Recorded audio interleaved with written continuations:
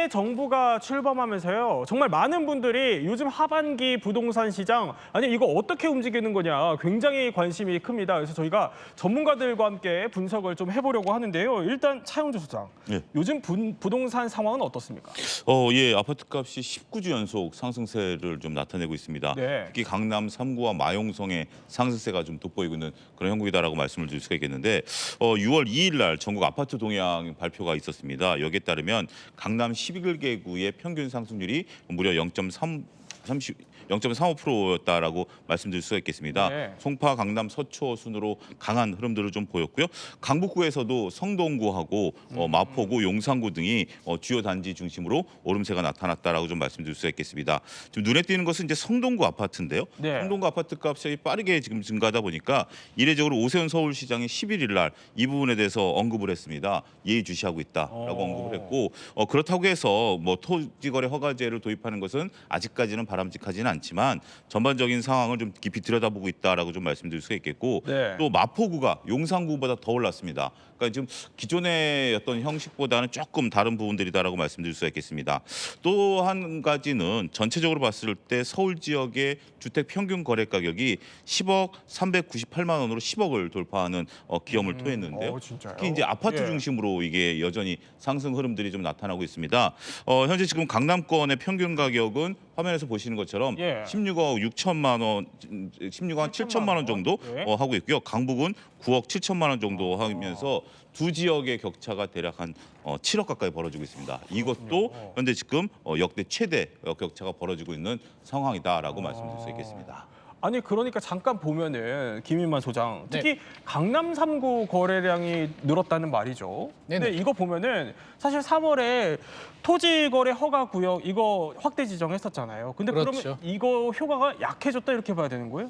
제가 볼 때는 한 달 정도 간 것 같습니다. 3월 24일에 토지거래 허가구역 강남 3구, 용산구 확대 지정을 하고 거래량을 보게 되면 3월에 이제 2월에 풀고 3월에 절정을 이루었을 때 서울 네. 아파트 거래량이 10,000건이 넘었거든요. 5년 만에 최고 기록을 했는데 확대 지정 3월 24일하고 4월 거래량이 5,300건 정도, 한 반토막 정도 났는데 네. 사실 5,300건 또 적은 건 아니고요. 작년 9월부터 올해 1월까지 평균으로 따지면 한 3,000건 정도밖에 되지 않습니다. 그러니까 5,000건도 많지만 네. 안건보다는 좀 줄어들었으니까 시장에서는 그러면 5월 되면 한 4,000건대? 더 줄지 않을까? 더 줄지 않을까 생각했는데 지금 그렇지가 않습니다. 아직 집계가 끝나지 않았고요. 집계 기간이 계약하고 30일이니까 6월 30일까지 기다려야 5월 통계가 나오는데 아직 시간이 남아 있잖아요. 예. 벌써 6,000건이 넘었습니다.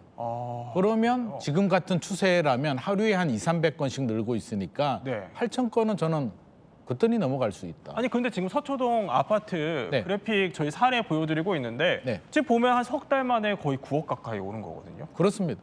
그럼 이거 효과가 별로 없다 이렇게 봐야 되는 거예요? 실질적으로 그렇게 개의치 않은 것 같습니다. 토지거래허가 구역이라는 게 이제 실거주자 아니면 네. 전세 끼고 못 사게 하는 규제인데요. 그렇죠. 불안합니다. 지금 아니면 집을 못 살 것 같습니다. 사야 된다라고 생각하면 어떤 선택을 할까요? 내가 입주합니다. 그래서 불편함을 감수하면서까지 지금 구입을 하고 있는데 네. 많은 분들한테 제가 여쭤보면 왜 이러냐라고 하면 불안하다고 합니다. 지금 아니면 못 살 것 같은 그런 두려운 마음, 포모 현상이라고 하는데 네. 지금 너도 나도 뛰어들게 되면서 연일 지금 매주 신고가 행진들이 나오고 있기 때문에 예. 제 생각에는 약간 제어불능 상태로 빠지지 않았나. 굉장히 걱정되는 상황입니다. 너무 전문가의 개인 의견이라는 점 네네. 짚어드리면서 그렇다면 새 정부에서 집값은 도대체 어떻게 될까요? 또 전세나 월세 물량이 좀 늘어날지 아주 정말 새 정부가 들어섰기 때문에 궁금한 게 너무 많아요. 그래서 저희가 2025년 부동산을 크게 한번 세 가지로 나눠서 전망을 해보려고 합니다. 자, 먼저 첫 번째. 하반기 부동산 매매 시장입니다. 아니 그러니까 아파트 매매 시장이 앞으로 어떻게 바뀔지 정말 많이들 궁금해하세요. 근데 이재명 대통령이 대선 후보 시절에 직접 비슷한 관련된 이야기를 한 게 있습니다. 일단 듣고 이야기 나눠보겠습니다. 수요 과다로 집값이 오르면 세금으로 수요를 억압해서 가격 관리를 하는 게 아니라 공급을 늘려서 적정한 가격을 유지하도록 하겠습니다. 그러니까 쉽게 말해서 세금으로 수요를 억압해서 이거 가격을 관리하는 게 아니라 공급을 확대해서 가격을 좀 유지해 보겠다 이런 생각인 것 같아요. 예, 그렇습니다. 뭐 여러 가지 방법들이 있는데 기존에 이제 문재인 정부에서는 세금을 통해서 그러니까 이제 주택을 보유하는 것 자체에 따른 세금을 부과하다 보니까 이제 수요를 억제하는 그런 정책들을 펼쳐왔었다라고 말씀드릴 수 있겠습니다. 네. 하지만 이제 이재명 대통령은 이와 반대되는 개념으로 임기 내에 250만 가구를 공급하겠다라는 현재 지금 공약을 내세우는 상태이거든요. 네. 그러니까 특히 이제 우리가 여기서 이제 250만 가구가 초고가 중심이 아니라 중산층하고 저소득층이 살 수 있는 이러한 부분들에 대한 주거에 대한 이제 공급 확대를 통해서 주거 정책을 집중하겠다라고 좀 밝히고 있는 상황입니다. 네. 따라서 거듭 얘기하지만 세금으로 집값을 잡는 데는 분명 한계가 존재한다라는 측면에 있어서는 보통 이제 가격의 안정은 수요와 공급에 의해서 결정되는 거 아니겠습니까? 네. 경제에 있어서 가장 기본적인 원칙인데 공급을 늘리면 어떠한 수요가 늘어난다 하더라도 특히 우리가 현재 지금 일부 초고가 부분에 올라간다 하더라도 실질적인 수요가 있는 부분에 공급이 늘어나게 된다라면 전반적인 집값을 안정시킬 수 있지 않겠는가? 이게 네. 현재 이재명 대통령의 생각이 아니겠나 이렇게 말씀드릴 수 있겠습니다. 그러니까 후보 시절의 공약이고 아직 부동산 대책은 구체적으로 나오지는 않았지만 아니 한문도 교수 그렇다면 네네. 과연 세금 규제 없는 공급만으로 집값이 잡힐 수 있을까? 근데 아까 설명해 주신 걸로는 그러니까 토어제도 이거 강남 집값 잘 못 잡고 있다 이렇게 설명을 해주셨거든요. 예, 앞서 말씀 주신 분들 맞는 내용이고요. 시장에서 펼쳐지고 있고 일단 이 대선 공약 때 나온 워딩을 우리가 잘 파악할 게 예. 모 유튜브에 나가서 집값이 비싸다는 얘기는 분명히 하셨습니다. 그리고 세금으로 집값을 잡지 않겠다는 얘기는 문재인 정부 때 조금 실패하지 않았습니까? 너무 네. 과도한 징벌적 과세 때문에 이 부분을 이제 선거에서 이겨야 되다 보니까 그것을 던져놓은 거죠. 네. 편안하게 시장에다가 충격을 주지 않기 위해서. 중요한 것은 이제 1년 뒤를 우리가 좀 예측해 봐야 될 것 같습니다. 평소에 하던 말씀 중에 보유세를 늘리고 OECD 수준에 그리고 거래세를 낮춰서 서민들이 집을 마련하게 좀 유리하게 해줘야 된다 이런 표현을 한 적이 있어요. 네. 그러니까 우리가 이걸 두 개 같이 보셔야 되지 거기다 말씀 주신 대로 공급이 늘어나면 당연히 가격은 조정을 받지 않습니까? 수요 공급 이론에 의해서. 그렇죠. 그 두 가지를 지금은 이제 정치적인 개념의 어떤 지금 상황들이 너무 많이 펼쳐지다 보니까 예. 이걸 우선 정리하고 제가 볼 때 한 50일이나 100일 뒤에 그리고 아시는 것처럼 재건축 초과 이익 환수제도 진성준이죠. 그 정책본부장이 네. 선거 때 1년 동안 보겠다 그랬어요. 그러니까 1년 뒤 정도의 어떤 색깔이 좀 변할 수도 있다는 걸 우리 시청자분들이 좀 예측하시고 네. 일단은 세금에선 자유롭다라는 것은 완벽한 것은 아니다라고 좀 인지를 하시고 대처하시는 게 좀 좋을 것 같습니다. 어떻게 좀 들으셔요? 일단 정책 기조를 아직 뭐 공식적으로 밝히지는 않았고요. 예. 국토부 장관 인선이 되지 않았는데 예상을 하자면 문재인 정부 시절에 여러 가지 세금 규제를 했음에도 불구하고 부작용이 생겼기 때문에 공급 위주로 풀겠다는 건데 맞습니다. 원칙적으로는 맞는데 공급이 이게 하루아침에 일어나는 건 아니고요. 지금 열심히 해도 한 5년? 한 10년 후에 공급 물량이 나오기 때문에 시장의 수요자들이 기다려줄지는 좀 의문이고요. 그러면 규제 카드라고 한다면 대출 규제, 금융 규제 카드가 있고요. 또 하나는 세금 규제 카드가 있는데 지금 세금 규제 카드는 좀 자제하겠다. 네. 그 의미를 우리가 잘 살펴야 되는데 세금 규제를 다 풀고 안 한다는 게 아니라 추가 규제를 좀 자제하겠다는 의미로 우리가 좀 받아들여야 될 것 같고요. 집값이 올라간다. 상승세가 확산이 된다면 당연히 규제 지역, 조정 대상 지역 지정을 할 것이고요. 물론 강남은 지정되어 있습니다만 나머지 마포, 성동은 지정되어 있지 않습니다. 계속 올라가죠. 7월에 스트레스 DSR 3단계 시행을 보고 그러니까요. 예. 그래도 집값이 올라간다라고 하면 추가 대출 규제 15억 이상 뭐 대출을 막는다든지 이런 규제 나올 수 있을 것 같고요. 그래도 확산이 돼서 이제 노동안까지 상승이 번졌다. 굉장히 위험한 상황이죠. 이렇게 된다면 한 교수님 말씀하신 것처럼 세금 규제 카드 나옵니다. 종합부동산세 올리고 양도세 중과세가 내년 5월 9일까지 한시적으로 유예를 하고 있거든요. 아마 유예를 안 하는 방향으로 해서 그때까지 팔어. 예. 안 팔면 중과세대 매물이 나올 수 있는 그런 정책들도 아마 고려가 될 것으로 예상이 됩니다. 그런데요, 그러니까 공급 체계에 한번 초점을 맞춰서 조금 더 얘기를 해보면 이런 얘기를 했었단 말이죠. 주택 250만 호 공급이 얘기가 나왔었어요, 당시에. 근데 그러면은 이게 어느 지역에 구체적으로 어떻게 하겠다 이건 아직 윤곽은 안 나온 상태인데 어느 지역에 공급이 이루어져야 된다고 보세요?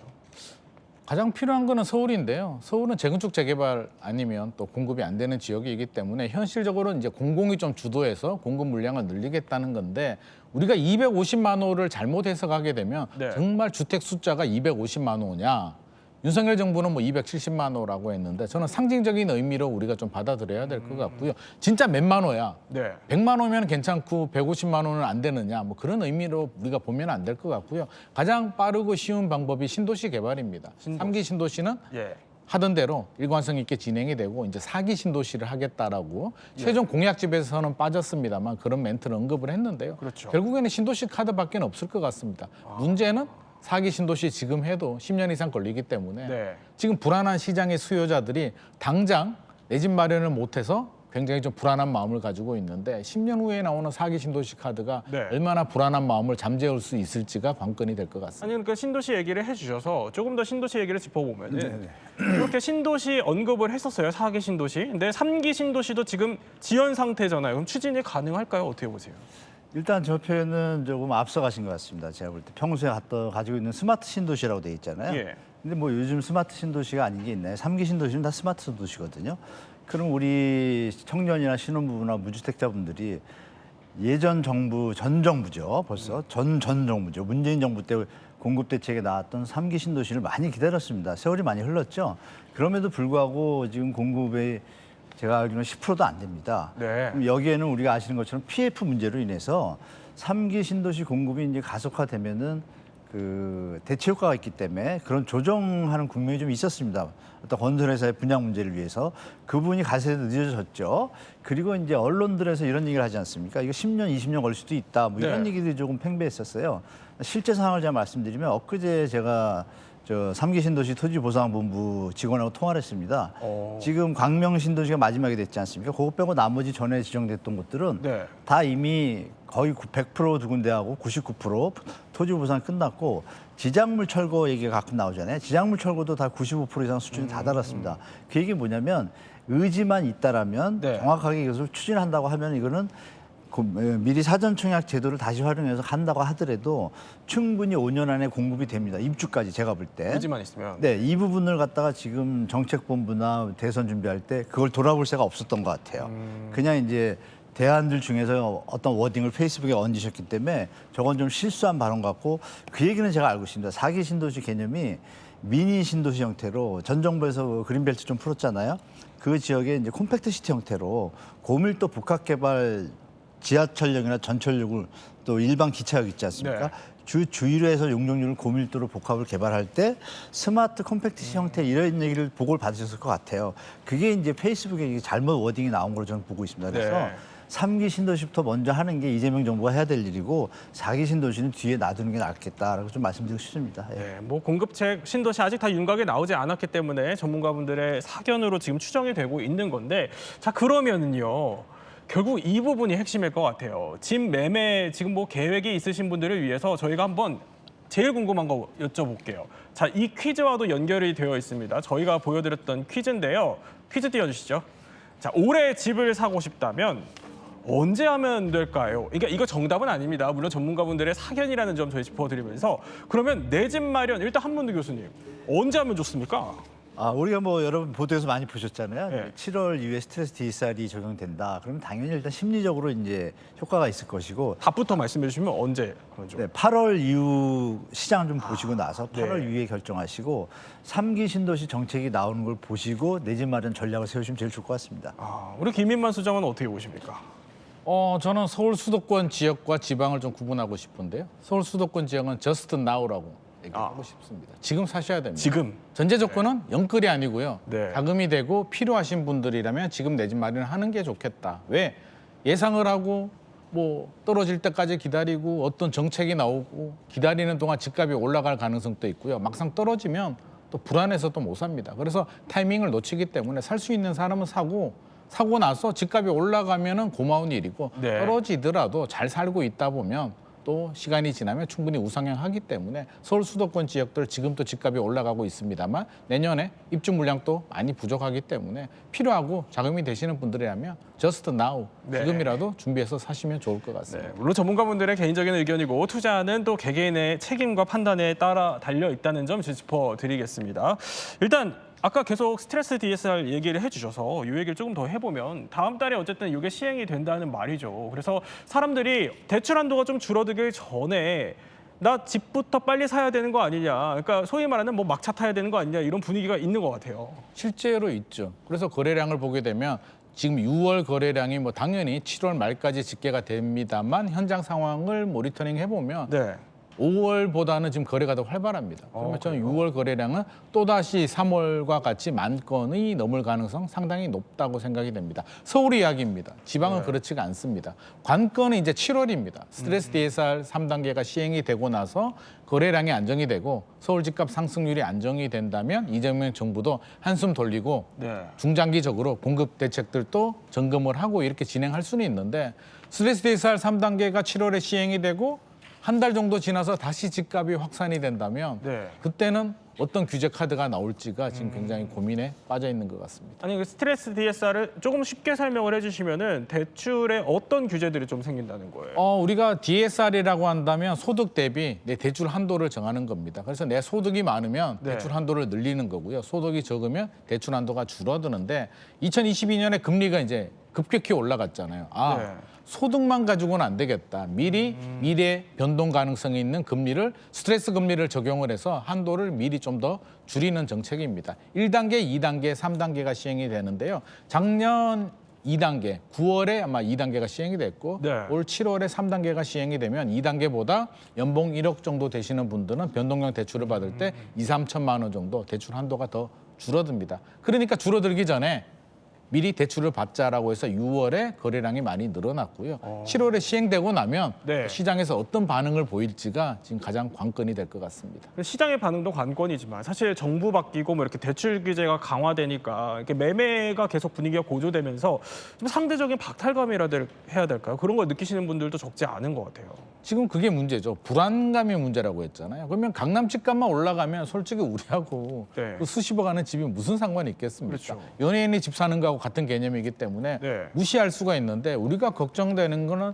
강 건너 강남 불길이 언제 우리 집 근처로 오느냐가 굉장히 불안한 마음이고요. 과거 사례를 보게 되면 결국 강남 집값 올라가게 되면 마용성 집값, 강북, 수도권으로 확산이 됐기 때문에 이번에도 그런 부분은 많이 걱정을 하시는 것 같고요. 다주택자들이 집을 사는 게 아니라 실수요자들이 지금 갈아타거나 한 채를 사고 있기 때문에 네. 결국에는 이 불안한 마음 저는 그대로 내버려 두게 되면 지금 서울 외곽 수도권 지역으로 확산될 가능성이 더 높지 않나 예상을 하고 있습니다. 매매자의 입장에서 그러면 이제 전문가의 개인적인 사견으로 만약에 지역을 선택해야 한다면은 좀 주목해볼 만한 지역이 따로 있을까요?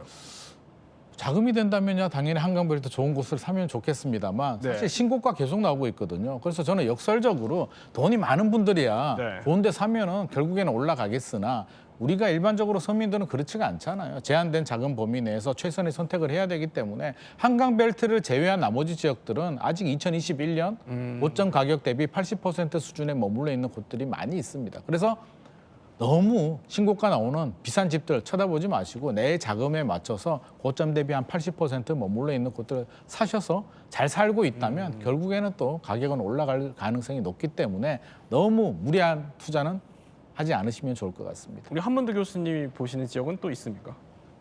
지금 어떻게 보면 투자라고 얘기하지만 투기 붐이 이른 상태잖아요, 솔직히. 다들 주택 가격이 비정상적이고 비싸다는 얘기는 계속 다 해왔고 예. 그럼에도 불구하고 수요가 존재하다 보니까 지금 이런 일이 벌어지고 있잖아요. 그리고 또 정책의 부재도 또 한몫을 했고 그러니까 저는 이제 우리 시청자분들한테 드릴 말씀은 우리가 기본으로 배우는 게 이제 일자리가 많아지면 고용이 늘어나고 고용이 늘어나면 주택이 필요하지 않습니까? 네. 기본이에요. 거기다 이제 교통이 또 뚫리게 되면 또 편하다 보니까 효용 가치가 높아지게 되죠. 그래서 이런 일반적인 원론이지만 아주 원칙적인 이론에 입각하셔서 주택을 마련하는 것이 좋지 지금의 어떤 이 상승 분위기에 우리가 영끌하셨을 때 그 집을 사신 분들을 생각하셔야 됩니다. 2021년도에 사신 분들 5년 동안 지금 고생하고 이제 회복된 거거든요. 네. 5년 동안 이자 부담하시면서 이런 부분도 한번 생각해 보시고 무리해서 쫓아가는 형태보다는 이렇게 좀 원칙에 좀 입각하셔가지고 아까 김희만 소장님 말씀하신 것처럼 능력이 될 때는 가지만 무리하지 마시라라고 좀 말씀드리겠습니다. 네, 하나만 더 짚어보면은 매매 얘기 하나만 더 해보면 뭐 이런 얘기가 있어요. 강남에 똘똘한 한 채를 선호한다 이런 분위기가 어떻게 보면은 적절한 말은 아니겠지만 소위 뭐 대세가 됐다 이런 얘기들도 있고요. 이게 맞다고 보십니까? 지금 트렌드는 그렇습니다. 우리가 맞다 안 맞다를 이야기하기 앞서서 시장에서 그렇게 받아들이고 있는 거고요. 일단 세제적으로 보더라도 주택을 많이 가지게 되면 취득세만 해도 3주택 이상이면 규제 지역에 12% 취득세 중과세가 적용되기 때문에 네. 요즘 한 채만 가지는 게 트렌드인데 이유를 좀 살펴보게 되면 저성장 장기 침체 또 지방 침체가 이어지고 있기 때문에 불안한 마음에 보다 확실한 안전한 지역 강남을 선호하게 되고요. 서울을 선호한다는 거죠. 네. 최근에 또 상가, 꼬마 빌딩, 비아파트 시장이 상당히 어렵습니다. 그러다 보니까 또 아파트 선호 사상이 커지게 되고 입주 물량 부족하고 금리 인하까지 기조가 겹치게 되면서 결국에는 똘똘한 지역, 똘똘한 한 채, 안전 자산으로 눈을 돌리고 있습니다. 역설적으로 보면 경기가 안 좋고 저성장 국면으로 들어갔기 때문에 보다 확실한 선택을 하겠다라는 불안 심리가 표출이 되고 있는 것 같습니다. 네, 두 번째 그러면 2025년 하반기 부동산 시장 어떻게 될지 두 번째 이야기 한번 살펴보겠습니다. 자, 무슨 얘기냐면요. 재건축 바로 재개발 얘기입니다. 이재명 대통령이요. 20대 대선 때부터 사실 재건축 재개발 관련 공약을 내세워 왔습니다. 한번 들어보겠습니다. 결국은 재건축 재개발 같은 도시 재정비 정비 사업에서 용적률 청수 규제를 좀 완화해 주는 게 필요하겠죠. 3기 신도시도 거의 다 뭐 그린벨트 회제를 통해서 한 것이니까요. 좀 필요하면 해야 될 일이고요. 아니, 차영주 소장, 그럼 요즘 서울 재건축 단지들 몸값은 어때요? 전반적으로 조금 꿈틀꿈틀대고 있다라고 말씀을 좀 드릴 수 있겠습니다. 10일 이제 현지 부동산 업소에 따르면 네. 서울 양천구에 있는 A 전용 면적 98제곱미터에 호가가 25억 5천만 원까지 올라갔습니다. 기존 4일 날 24억 5천만 원이니까 한 1억 정도 올라갔으니까 전반적으로 재건축에 대한 얘기가 나오면서 목동 지역이 꿈틀대고 있다라고 말씀드릴 수가 있겠고 네. 영등포 B단지 118제곱미터 같은 경우도 호가가 30억 5천만 원인데 이거는 4일보다 무려 5억 원이나 올라가는 그런 기염을 그래요? 토했다라고 말씀드릴 예. 수 있겠습니다. 강남구 C단지도 125제곱미터도 호가가 1억 높은 42억, 송파구 D단지 같은 경우도 82제곱미터가 호가가 32억으로 기존보다 약 3억 정도 올라가면서 전반적으로 좀 꿈틀대고 있는데요. 이러한 부분들은 이재명 대통령의 이제 공약에 들어간 내용들 때문에 그렇습니다. 네. 전반적으로 보면 재건축, 재개발에 대한 용적률을 상향시키고 네. 신속 인허가 제도를 도입하겠다.